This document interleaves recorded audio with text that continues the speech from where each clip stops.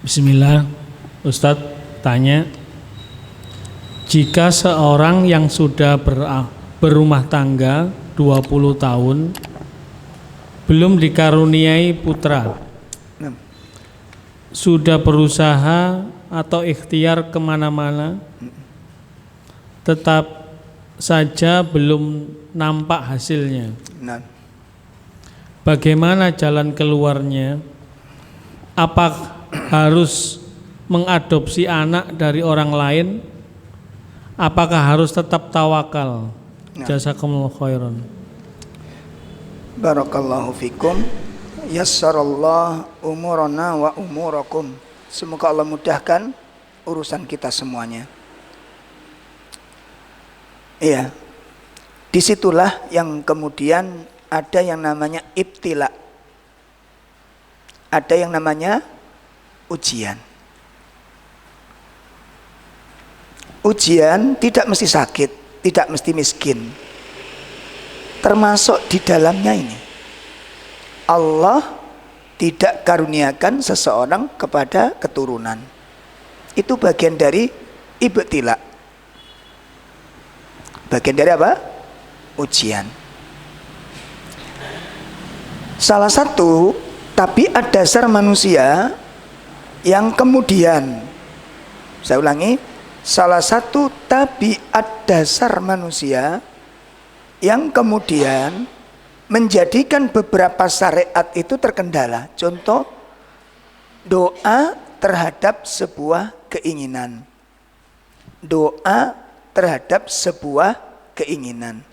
Umumnya orang dan hampir semua orang itu kalau punya keinginan, pripun?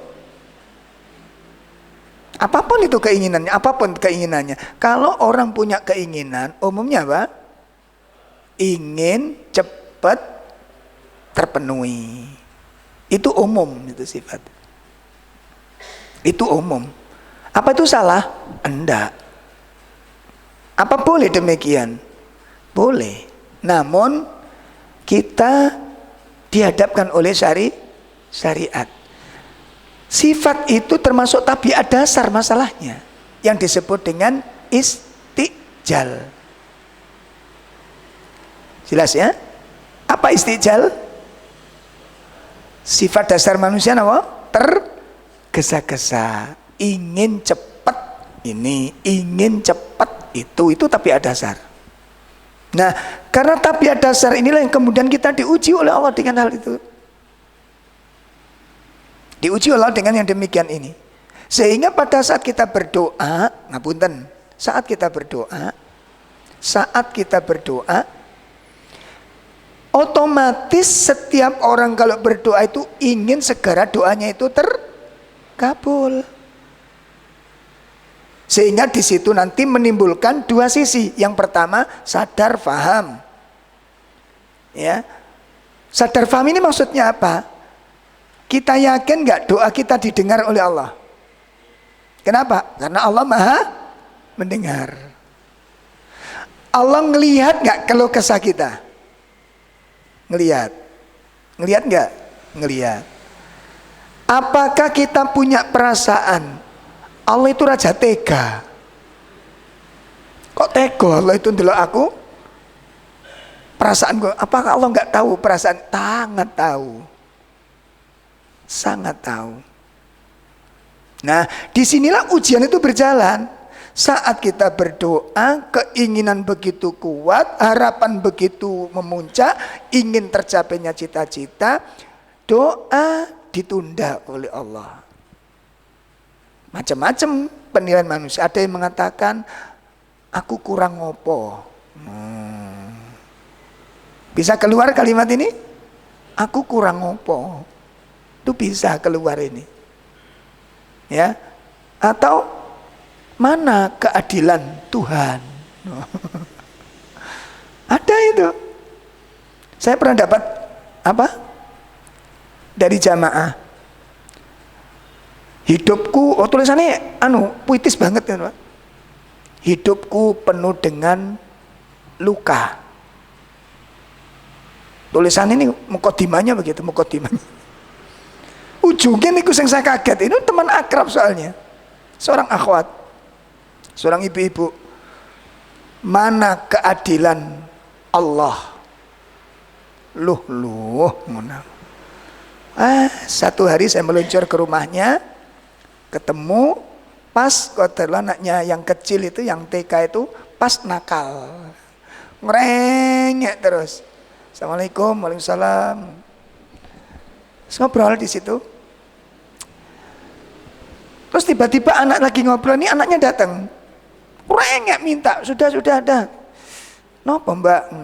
Nih kalau Ustaz mintaan, ngerengek mau nek jaluk karepe nang kepingin dikei. Oh nggih ya dikei mbak, wong arek njaluk jake nang meneng ngono lho. Wong njaluk arek njaluk gak dikei. Ya biar kita jadi orang tua itu biar disebut apa? Cek arekku sayang gitu kan, itu kan bentuk kasih sayang anak orang tua pada anak. Yo kalau setiap permintaannya dikasih yo gak didik namanya. Oh gitu ya, nggih. Ya sudah kalau gitu.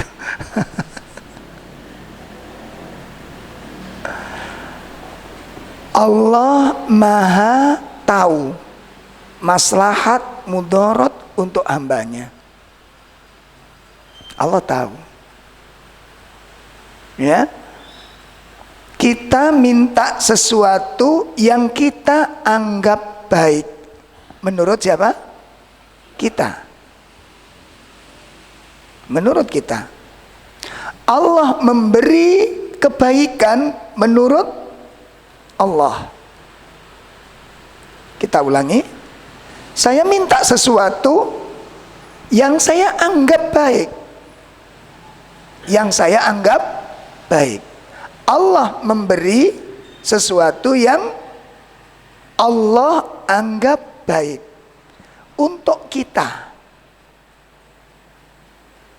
Jelas?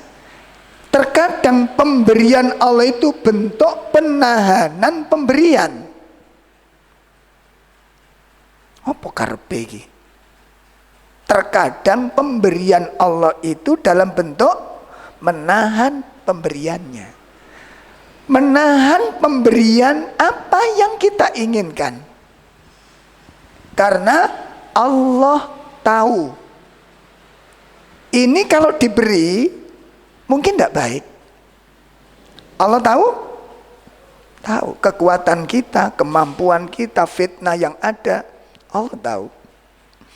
Maka disinilah yang kemudian ada syariat yang namanya husnudzon. Ada rencana yang Allah berikan itu.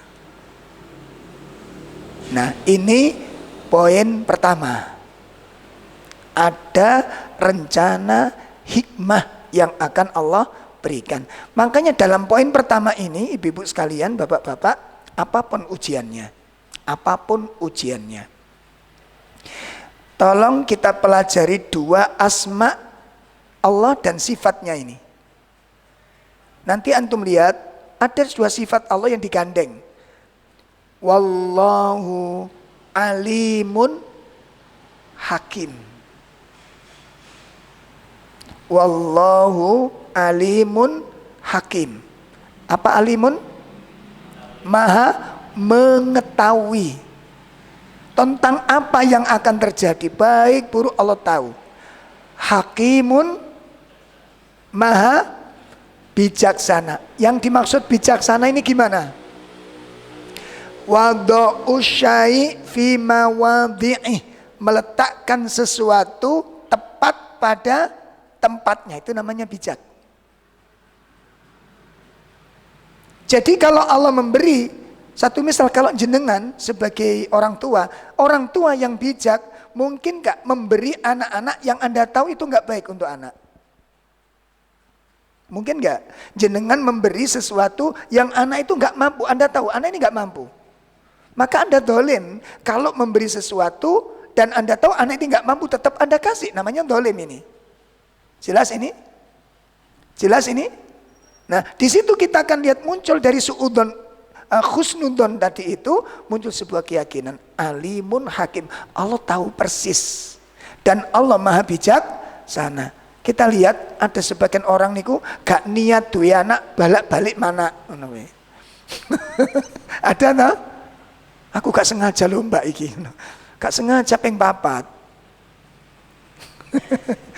Yang punya harapan terus gak dapat. Mana keadilan Allah? Sama dengan ekonomi tadi. Apa yang dikatakan adil itu mesti sama? Mesti sama? Enggak. Apa yang dikatakan adil itu pasti harus dituruti. Tidak. Apa yang dikatakan sayang itu mesti harus diberi. Tidak. Allah maha mengetahui, maha bijaksana apa yang terbaik diberikan kepada hambanya. Dengan ilmunya dan dengan hikmahnya. Ada hikmah yang besar yang disiapkan Allah untuk panjenengan. Nanti bisa diikuti kajian kami dengan materi mengapa harus aku yang diuji. Bisa dilihat di dalam kajian itu. Penjelasan rinciannya. Mengapa harus aku yang diuji. Allah kalau menguji hambanya itu ngawur napa milih. Dalam contohnya gini Pak, ini ujian miskin, ini ujian nggak punya anak, ini ujian sakit, ini ujian masalah. Ujian ini tak pegang, itu terus tak lemparkan begitu atau tak tentukan. Jadi Allah kalau memberi ujian itu masalah itu dipegang Allah terus dilemparkan sak jatuh-jatuhnya. Jenengan kebagian miskin, jenengan kebagian sakit, jenengan kebagian mengalami kesulitan, jenengan mengalami problem. Begitu atau Allah milih? Dalam? Jadi nggak ngawur ya? Yakin itu? Yakin? Nggak yakin? Ya sudah. Kok sudah? Jadi kalau panjenengan itu diuji berarti Anda yang sedang dipilih oleh Allah untuk mendapat ujian ini. Nah, apa perlu kita tanyakan? Kenapa Allah milih saya? Wallahu alimun hakim. Coba nanti dikaji, mengapa harus aku yang diuji? Itu bisa dilihat nanti. Wallahu alam bisawab. Nasihat saya istighfar yang banyak. Kenapa? Bisa jadi musibah, ujian itu bagian dari selelit dalam tanda kutip kesalahan-kesalahan yang mungkin kita belum tuntas. Kan tidak semua kesalahan kita tahu toh. Gimana? Apa semua kesalahan kita ingat? Enggak. Itu satu.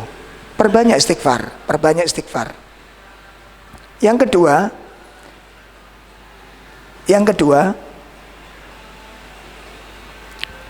harapan harus ada. Dengan didampingi sifat husnudzon. Dengan didampingi apa?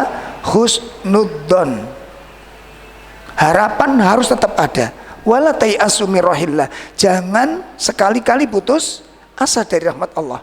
Kalau Allah melarang begitu berarti solusi mesti ada. Makanya solusi awal, pendobrak awal itu istighfar. Kenapa kok istighfar? Karena ada keistimewaan yang disebutkan oleh Nabi ada 3. 1. Man aktsalal istighfar.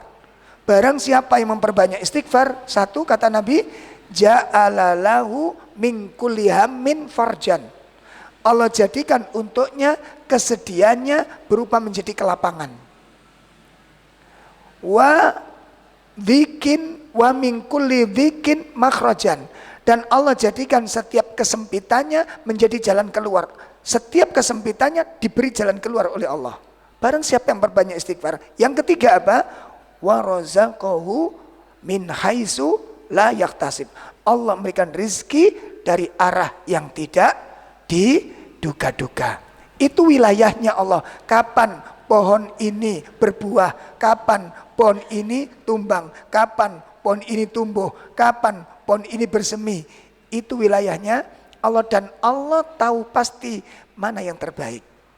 Maka inilah yang harus kita lalui. Jangan ngelihat masalah, tapi lihatlah kepada siapa Anda berdoa. Jelas?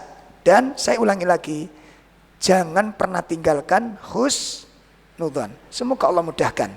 Semoga Allah mudahkan. Makanya istighfar yang banyak, sebanyak-banyaknya, dengan harapan Allah kabulkan harapan itu.